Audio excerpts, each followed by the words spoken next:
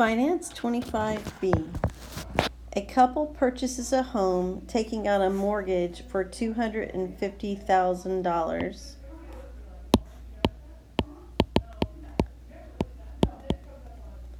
at 4.6% interest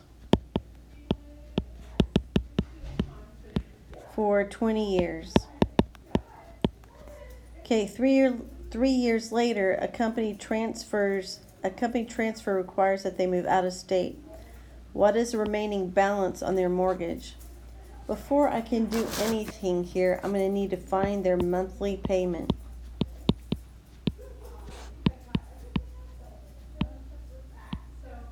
Okay, so I'm going to need to know what their R is. And so it's a monthly payment, and it's going to be 12.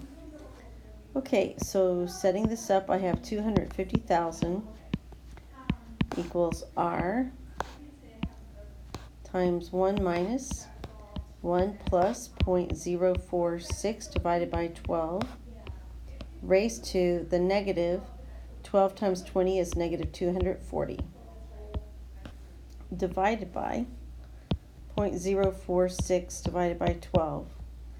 Okay, as we've done with all the other items like this, we're going to figure out what this is.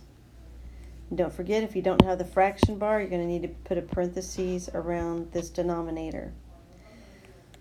Okay, so we are going to figure out this amount right here and divide 250,000 by whatever this amount happened to be.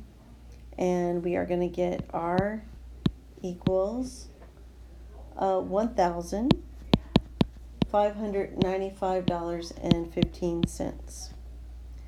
Okay, so we are going to need this for the next part. Says 3 years later, a company transfer requires that they move out of state. So what we're going to ask ourselves is, how much will they still owe?